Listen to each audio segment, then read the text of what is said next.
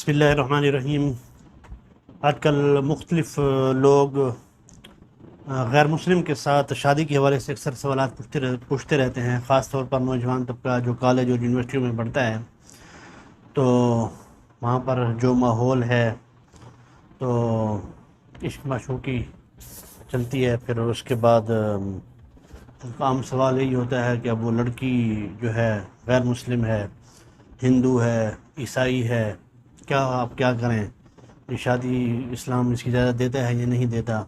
اسی طرح بعض اوقات لڑکی مسلمان ہوتی ہے، لڑکا غیر مسلم ہوتا ہے، تو مختلف سوالات اس کے حوالے سے موصول ہوتے رہتے ہیں۔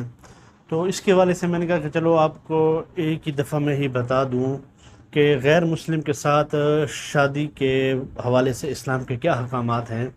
تو سب سے پہلے تو یہ ہے کہ پہلی بات یہ ہے کہ اگر غیر مسلم عورت یا مرد مسلمان ہو جائے تو اس سے نکاح کرنا کسی شک و شبہ کے بغیر جائز ہے، ٹھیک ہے، کیونکہ اب وہ مسلمان ہو گئے ہیں تو وہ کوئی چاہے لڑکی ہو چاہے لڑکا ہو وہ شادی کر سکتے ہیں۔ دوسری بات یہ ہے کہ اگر غیر مسلم مرد سے کسی مسلمان لڑکی کا نکاح جو ہے نا وہ جائز نہیں ہے۔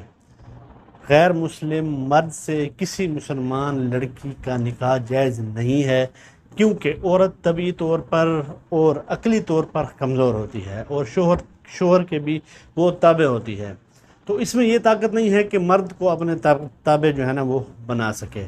اس لیے شریعت اسلامیہ نے مسلمان عورت کا کتابی مرد کے ساتھ نکاح کو ممنوع قرار دیا ہے تاکہ اس کا جو دین جو ہے نا وہ سلامت رہے۔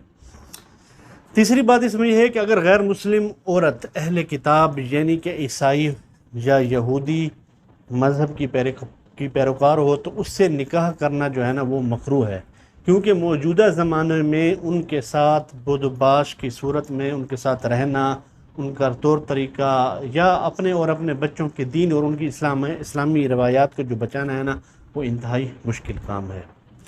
اور چوتھی بات اس میں یہ ہے کہ اگر غیر مسلم عورت کسی آسمانی دین کے ماننے والی نہیں ہے بلکہ دہریہ ہے، مشرکہ ہے، تو اس سے بھی نکاح کرنا جائز نہیں ہے۔ اب اس میں اہل کتاب سے نکاح سے متعلق جو ہے نا دو باتیں انتہائی جو ہے نا وہ سمجھنے کی ہیں۔ پہلی بات تو یہ ہے کہ اگر اہل کتاب سے نکاح اس وقت جائز ہے جب وہ حقیقتاً آسمانی کتاب کے ماننے والے اور اس کے تابع دار ہوں، دہریے نہ ہوں جو اللہ کو نہیں مانتے، ملحد قسم کے نہ ہوں۔ اگر تحقیق سے کسی بھی عورت کا اہل کتاب ہونا ثابت ہو جائے تو اس سے اگرچہ نکاح جائز ہے تاہم چند مفاسد کی وجہ سے وہ مکروہ ہے۔ حضرت عمر رضی اللہ تعالیٰ عنہ نے اپنے دور مبارک میں اس پر سخت ناراضگی کا اظہار فرمایا تھا۔ اور دوسری بات یہ ہے کہ مسلمان مرد کو کتابیہ عورت کے ساتھ اس شرط کے ساتھ نکاح کی اجازت ہے کہ وہ مسلمان مرد اسلام کی قوی اور روشن حجتوں اور مضبوط دلائل کے ذریعے کتابیہ عورت اور اس کے خاندان کے لوگوں کو اسلام کی طرف مائل کر سکے گا۔